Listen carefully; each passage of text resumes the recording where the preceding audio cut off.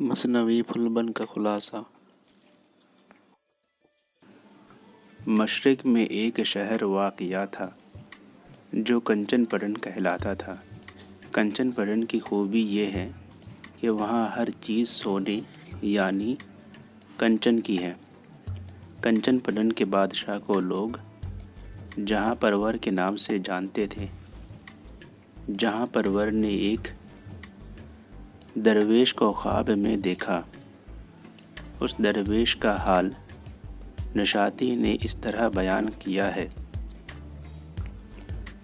تن پہ پیرہن اجلا جھبیلا، کمر بندیا ہے ایک باریک شیلا،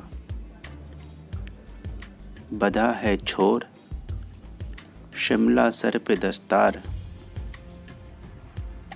عصا پکڑا ہے ایک رنگین طرح دار۔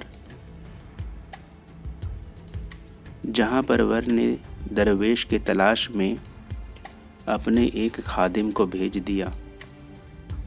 خادم نے درویش کو ایک خانقاہ میں پایا۔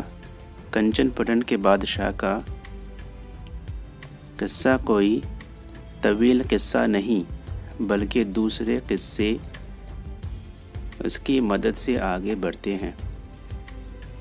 چونکہ مثنوی قصہ در قصہ کی تکنیک میں لکھی گئی ہے، اس لیے درویش سے قصہ گوئی کا کام لیا گیا ہے۔ درویش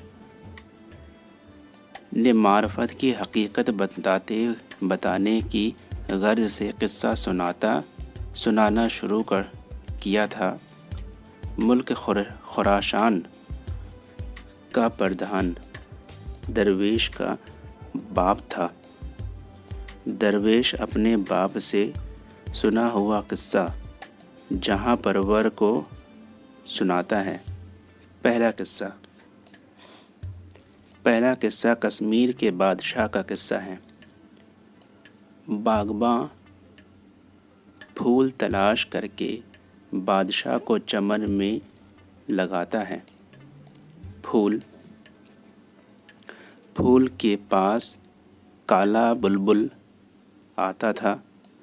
کشمیر کے بادشاہ کے اصرار پر بلبل اپنا احوال بیان کرتا ہے کہ اس کا باپ ختن کا سوداگر تھا۔ وہ تجارت کے لیے گجرات جاتا ہے۔ وہ اس کے ساتھ تھا۔ اسے گجرات کے زاہد عابد کی بیٹی سے عشق ہو جاتا ہے۔ زاہد کی بددعا سے دونوں گل اور بلبل بن گئے۔ کشمیر کے بادشاہ نے انگوٹھی پر آیت الکرسی پڑھ کر دونوں پر پھیرا تو دونوں اصلی حالت میں آ گئے۔ دونوں کا بیاہ ہو جاتا ہے۔ دوسرا قصہ کشمیر کے بادشاہ نے کالے بلبل جو اب اپنی اصلی حالت میں ہے سے کہتا ہے تو عشق کے سوز سے واقف ہے، اس لیے کوئی درد بھرا قصہ سنا۔ ختن کے سوداگر کا بیٹا چین کا قصہ سناتا ہے تو بادشاہ اسے منع کر دیتا ہے اور ندیم کو قصہ کے لیے کہتا ہے۔ ندیم نے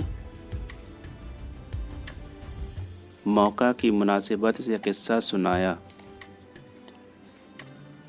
ایک بادشاہ جو جوگیوں کا معتقد تھا، ایک جوگی کی بڑی خدمت کرتا ہے اور اس سے نقل روح کا منتر سیکھتا ہے۔ بادشاہ کا مکار وزیر بادشاہ سے نقل روح کا منتر سیکھ لیتا ہے بادشاہ نے جب اپنی روح ہرن میں منتر کو آزمانے کے لیے منتقل کی تو وزیر نے موقع کا فائدہ اٹھایا اور بادشاہ کے جسم میں آ گیا اور اپنا جسم کاٹ کر پھینک دیا اور راجا بن بیٹھا۔ اب وہ رانی ستیونتی کی عفت و عصمت سے کھیلنا چاہتا ہے۔ رانی ستیونتی پاک دامنی میں مشہور تھی۔ بادشاہ نے ہرن سے طوطے میں اپنی روح کو منتقل کر لیا اور رانی ستیونتی کی مدد سے قمری بنوا کر مار دیتا ہے اور پھر راجا بن جاتا ہے۔ اسی غمزدہ بادشاہ کے سامنے ایک اور وزیر ملک اعظم کا قصہ سناتا ہے۔ تیسرا قصہ، وزیر بادشاہ کو ملک اعظم کا قصہ سناتا ہے۔ ملک اعظم کا ایک بادشاہ تھا، اس کی بیٹی سمنبر تھی۔ مصر کا شہزادہ ہمایوں پھال اس پر عاشق ہو جاتا ہے۔ سمنبر اور ہمایوں پھال دونوں بھاگ کر شہر سندھ میں ایک محل بیت العاشقین میں رہتے تھے۔ جو شاہ سندھ ایک مالنی کے ذریعہ سمنبر کے حسن کی تعریف سن کر سمنبر کی زلفوں کا اسیر ہو جاتا ہے اور ہمایوں پھال کو دھوکے سے شطرنج میں ہرا کر مچھلی کی خوراک بنا دیتا ہے۔ جادوئی مچھلی کے ذریعہ معلوم ہوتا ہے کہ ہمایوں پھال کو مچھلی سمن کے جزیرہ پر اگل آئی ہے۔ اب وہ پریوں کی قید میں ہے۔ سمنبر جوگن بن کر ہمایوں پھال کی تلاش میں نکل پڑتی ہے۔ پرستان کی پری ملک آرا کے جزیرے پر رکی۔ ملک آرا کی مدد سے سمنبر اپنے عاشق ہمایوں پھال سے دوبارہ مل جاتی ہے۔